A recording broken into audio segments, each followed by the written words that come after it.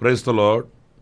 ప్రభువైన యేసుక్రీస్తు నామములో మీ అందరికీ మా హోసన్న మినిస్ట్రీస్ తరపున హృదయపూర్వకమైన వందనాలు తెలియపరుస్తున్నాను. ప్రభు మిమ్మల్ని ఆశీర్వదించి దీవించునుగాక. పురులర పరిశుద్ధ గ్రంథంలో ఈ రోజున ఒక ఆశ్చర్యకరమైన సంగతిని మనం తలపోసుకోవాలి. ఎందుకంటే ప్రతిదినం మనం ఎన్నో కార్యకలాపాలలో తనమనుకలై ఉంటాము. కొన్ని చేసి ముగించేవి, కొన్ని ముగించలేక ఆ దినమంతా వాటిలో కొనసాగుతూ వాటి ధ్యానమే మన మనసులో నిలిచిపోతుంటుంది. ఇంకొక మాటని చెప్పాలంటే రాత్రి పడుకున్నా కూడా ఆ కార్యకలాపాలే మనసులో మెదులుతూ ఉంటాయి. అవి ఏవైనా కానివ్వండి. కానీ ఒక ఆత్మీయుని మనసులో ఎలాంటి ఆధ్యాత్మికమైనవి మెదులుతూ ఉంటాయి, ఆ దినమంతా వాటి చేత ఎలా నడిపించబడుతూ ఉంటాడు అనేది పరిశుద్ధ గ్రంథంలో మనం చదివినప్పుడు ఒక వింతైన ధోరణి. చూడండి, 89వ కీర్తన 16వ చరణాన్ని నేను చదువుతున్నాను. నీ నామమును బట్టి వారు దినమెల్లా హర్షించుచున్నారు, నీ నీతి చేత హెచ్చింపబడుచున్నారు. ఈ వాక్యంలో మనకు ఆశ్చర్యాన్ని కలిగించే అనుభవం ఏంటంటే, దినమెల్లా వాళ్ళు హర్షించుచున్నారు, వాళ్ళు హెచ్చింపబడుచున్నారు. ఇవి మనకు వాస్తవంగా దొరకని అనుభవాలను చెప్పుకోవాలి. లోకంలో ఏదైనా మనిషికి దొరకంది ఏమీ లేదు అని చెప్పుకోవాలి. ఏదైనా దొరకనిది ఉన్నది అనంటే, ఈరోజు మనిషి ప్రయాసపడవలసింది ఏదైనా ఉంది అనంటే వీటి కొరకే ప్రయాసపడుతున్నాడు. సంతోషం కొరకు, హెచ్చింపు కొరకు, ఈ రెండింటి కొరకే మనిషి తహతహలాడుతున్నాడు, అహర్నిశలు ప్రయాసపడుతున్నాడు. ఇవి ఎక్కడ దొరుకుతాయో తెలియక, ఎవరు అనుగ్రహిస్తారో ఎరుగక లోకంలో పలు చోట్లకు వెళతాడు, పలు కార్యక్రమాలలో తనమునకలై ప్రయాసపడుతుంటాడు. అయితే దేవుని వాక్యం అంటుంది, ఆయన నామమును బట్టి దినమెల్లా ఆయన యందు విశ్వాసముంచువారు, ఆయన యందు భయభక్తులు కలిగిన వారు దినమెల్లా హర్షించుచుంటారు. అంటే వారికి ఆ దినమంతా కూడా ఒక చెప్పశక్యము కాని ఆనందం, సంతోషం.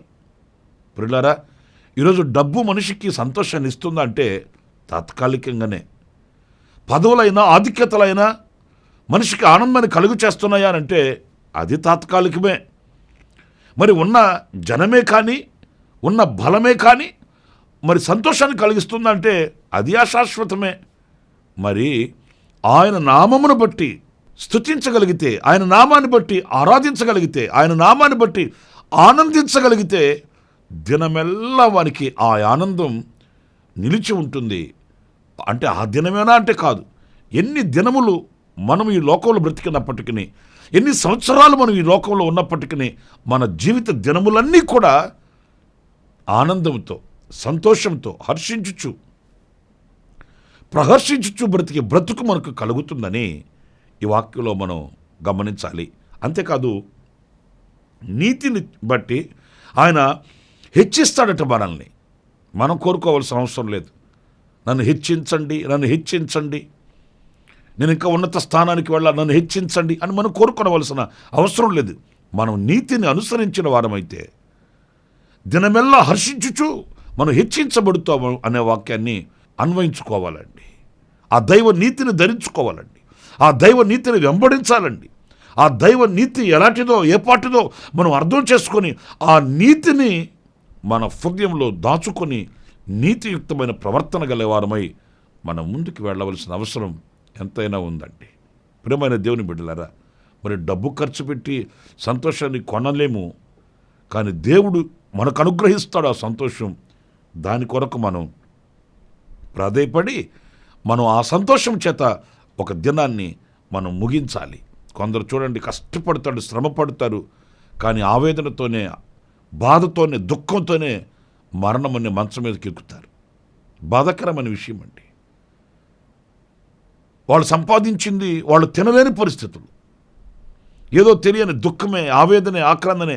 రేపటి రోజున మరలా నిద్రలేస్తే నేను ఏం చేయాలి, ఎక్కడికి వెళ్ళాలి, ఎవరిని పట్టుకోవాలి, ఎవరి దగ్గరికి వెళ్ళి ఎవరి పాదాలు పట్టుకొని బతిమాలుకోవాలి, ఇదే ఆలోచనలండి. ప్రియులారా, దినమెల్లా హర్షించి సంతోషిద్దాం. ఒక దినాన్ని మనం ఆనందంతో ముగిద్దాం, సంతోషంతోనే ముగిద్దాం. అరుణోదయమును కృప పొందుకొని మరలా ఆనందంతో దేవుని సన్నిధిలో నిలిచే వ్యక్తులుగా సిద్ధపడుదాం. మరొక మాట నేను మీకు 86వ కీర్తన 3వ చరణంలో నేను మీకు చూపిస్తాను. ప్రభువా, దినమెల్లా నీకు మొరపెట్టుచున్నాను, నన్ను కరుణింపుము. ఇది 2వ అనుభవం అండి. దినమెల్లా ఆయనకు మొరపెట్టుకోవడం, మొరపెట్టడం, ప్రార్థన చేయడం.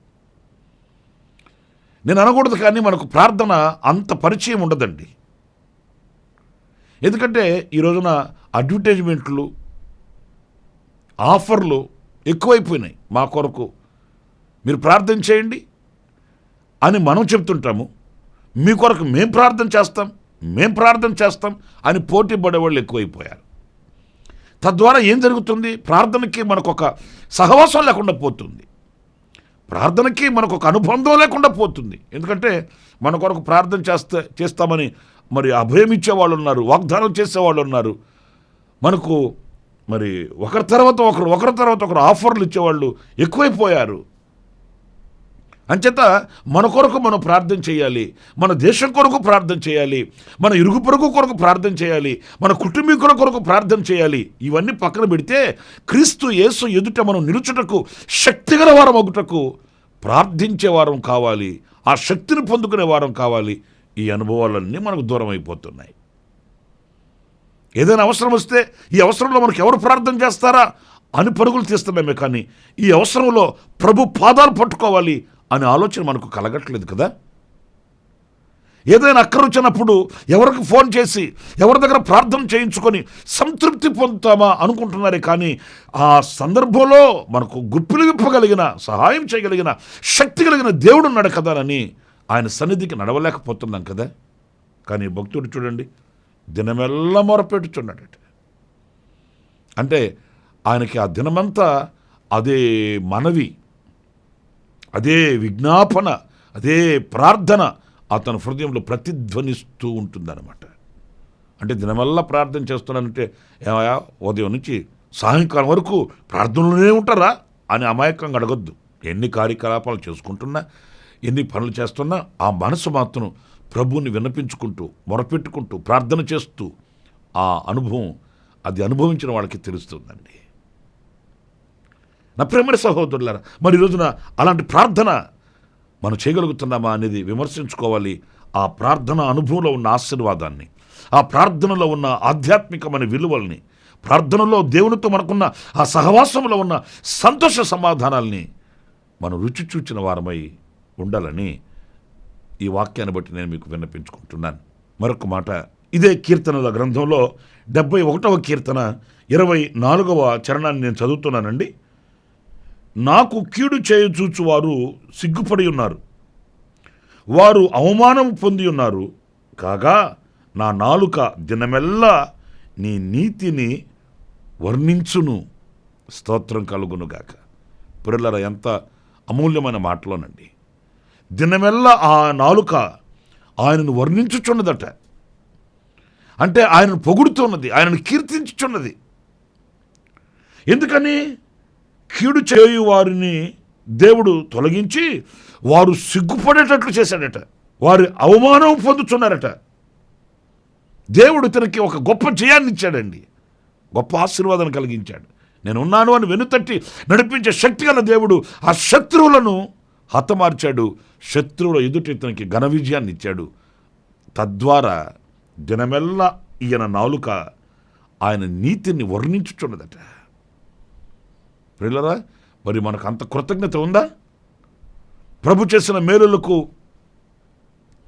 ఆయనను మహిమపరచడం, ఆయన చేసిన మేలులు తలంచుకొని జ్ఞాపకం చేసుకొని ఆయన స్తుతించడం, ఆయన ఏమై ఉన్నాడు, ఏం చేస్తాడు, ఏం చేయబోతున్నాడు, ఆయనలో ఉన్న మహత్యం ఏంటి, ఆయనలో ఉన్న ప్రభావం ఏంటి, ఆయనలో ఉన్న వీరత్వం ఎలాంటిది, ఏనాడైనా ఆయనను గూర్చి పొగిడి, ఆయనను గూర్చి స్తుతించి ఆరాధించిన అనుభవాలు ఆచూకీ మచ్చుకైనా కనబడుతున్నాయా? అనుభవిస్తాం, మర్చిపోతాం. దేవుడు గొప్ప కార్యం చేస్తాడు, ఆ గొప్ప కార్యాన్ని అనుభవిస్తాం. ఆపద తొలగిపోయిందంటే మనకు ఎక్కడ లేని శక్తి వచ్చేస్తుంది, ఇంక మనకు ఎక్కడ లేని పనులన్నీ వచ్చి పైన పడిపోతాయి. అంతేగాని ఆయన చేసిన మేలు తలంచుకొని థ్యాంక్స్ చెప్పడం, కృతజ్ఞతమై బ్రతకడం, ఆయనను మహిమపరచడం ఈరోజున చాలామందిలో కనిపించట్లేదండి. ఒకవేళ మాలాంటి దైవజనులు కాస్త గట్టిగా మాట్లాడితే ఏమంటారంటే, ఏమండి అది కూడానా, ఆపదలో ఉన్నప్పుడేమో ఇక చావో రేవో అన్నట్టుగా మాట్లాడతారండి. తీరిపోయిన తర్వాత అది కూడా పెద్ద గొప్ప కార్యమేనా? అట్లా కృతజ్ఞత లేని వాని హృదయం అంధకారమయమైపోతుందని వాక్యం చెప్తుందండి. ఎన్ని మేలులు చేసినా కొంతమందికి ఆ కృతజ్ఞత కలగదు. కానీ దినమెల్లా కృతజ్ఞులమై ఆయనను వర్ణించడం. దైవజనులు లేసన్న గారు చెప్పేవాడు, సేవా అనుభవాలలో ఎన్నో పోరాటాలు, ఎన్నో అపనిందలు అలాంటివి వచ్చినప్పుడు ఆయన దాని ఒక పాటగా చెప్పాడు, సంగీతములాయే పెను తుఫానులన్నీ అని. అంటే అర్థమేంటి? పెను తుఫానులు సంగీతం ఎలా అవుతాయి అంటే, ఎన్నో పెను తుఫానులు వీచినప్పుడు ఆ పెను తుఫాను అనుభవాలలో ఒక సంగీతంగా ఆయనను ఆరాధించడం. మన పాటలు చూడండి, మహోన్నతుడా, కృపామయుడా, సర్వోన్నతుడా, ఆశ్చర్యకరుడా, ఆయనను పొగడడం అండి, ఆయన నామాన్ని కీర్తించడం, ఆయన గురించి వర్ణించడం. ప్రియులారా, ఇవన్నీ మాటలతో మనం చెప్పుకునేవి కావు, కానీ అనుభవించే వ్యక్తి హృదయంలో ఉన్నటువంటి ఆ యొక్క అనుభవం అది భాషకు అందనిది. మీరు ఆయన అలా స్తుతించి చూడండి, అలా ఆరాధించి చూడండి, ఆయనను మహిమపరిచి చూడండి. ఆ రుచి ఏంటో, అభిరుచి ఏంటో మీరు అనుభవించగలుగుతారు. చివరిగా మరొక మాట కూడా నేను మీకు జ్ఞాపకం చేస్తాను. 25వ కీర్తన 5వ చరణంలో, నన్ను నీ సత్యమును అనుసరింపచేసి నాకు ఉపదేశం చేయము. నీవే నా రక్షణకర్తవైన దేవుడవు, దినమెల్లా నీ కొరకు కనిపెట్టుచున్నాను. స్తోత్రం కలుగును గాక. మంచి అమూల్యమైన అనుభవం అండి.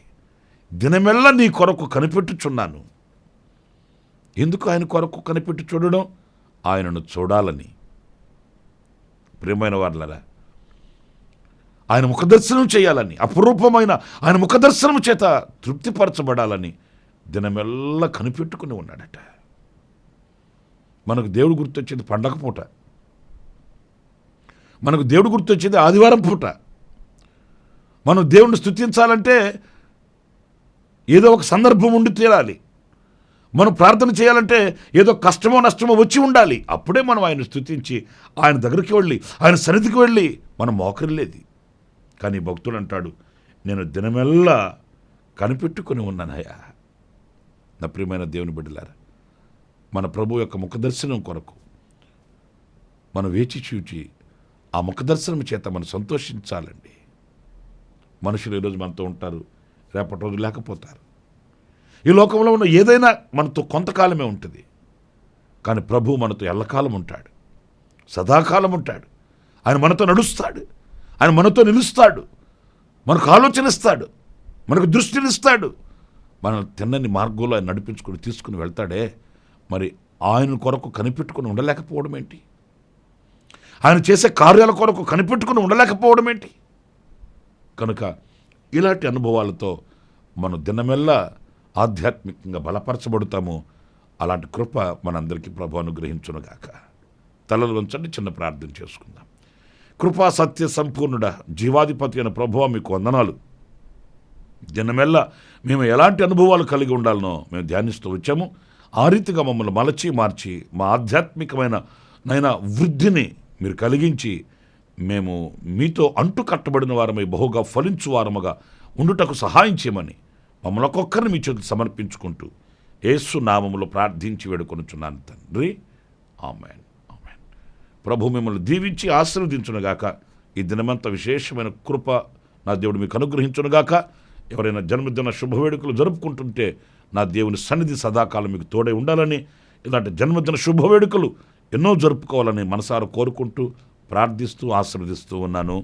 ఆ రీతిగానే ఎవరైనా శోధనలో కన్నీళ్లలో ఉంటే నా దేవుడు కటాక్షించి మీ కన్నీళ్లు తుడుచునుగాక. ఆమేన్.